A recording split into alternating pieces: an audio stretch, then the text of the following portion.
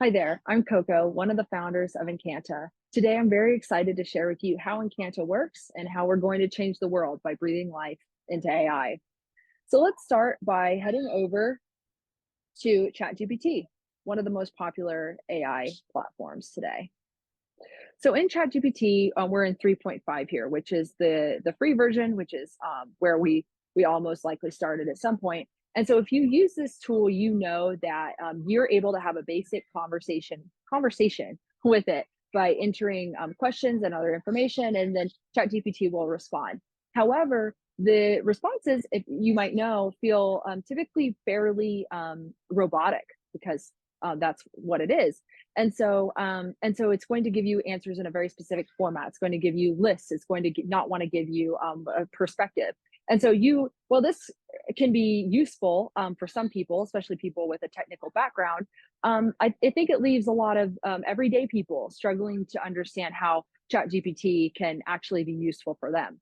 And so what Incanta does is we create personas in order to breathe life into AI. And how we do this is we create a specific set of instructions that turns ChatGPT into, or other AI chatbots into, a conversation partner for you that is based on an actual person.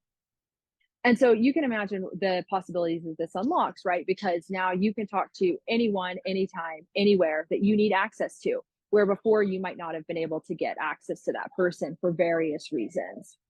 So what I want to show you is we'll ask a subjective question to ChatGPT 3.5. We'll see how it answers, and then we'll compare that answer to some of our personas. So let's ask a very current events kind of question. So immediately, ChatGPT is giving us this response that they don't have personal opinions or feelings. They're a computer program, right? And so this is fine, but this could leave you feeling frustrated at best, or feeling like it's completely worthless at worst. So let's ask the same question to a few of our personas that we've crafted. Let's start with our therapist. Let's see what she has to say about the current war between Israel and Palestine. So, as a therapist, she's going to respond that her focus is on providing support and guidance to individuals, not to discuss political conflicts. And so she just reiterates that she's here to help, though. She can provide you support if you're struggling. Let's also go over and ask Jesus for his perspective. This response is going to focus on the principles of Jesus in his life, his teachings, as well as incorporating some direct quotations from the Bible,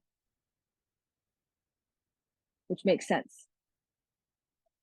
Finally, let's check out how someone who might be a little bit more subjective or objective yet have an opinion, how they might answer. So this is a renowned history professor. And so again, these are people that you might not have access to in everyday life, depending on who you are, your circumstances.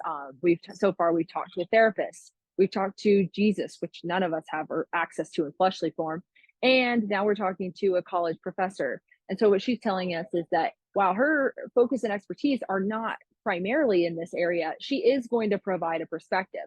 And so you can see how these conversations, these personified conversations, can be very valuable, enabling you to talk to people that you might not otherwise have access to and get your important questions answered that can help you both personally and professionally. Asking these questions and having these conversations isn't just fun. It has the potential to break down barriers and really help people across society to be lifted up. So I hope you'll keep in touch with us, subscribe to our email list so that you can receive updates. We are going to be working on actually a product back in Chat GPT 3.5, a tool that will be able to personify Chat GPT 3.5 for you, so you aren't limited if you don't have the plus version with the GPTs. And please subscribe to our emails, and we'll see you next time.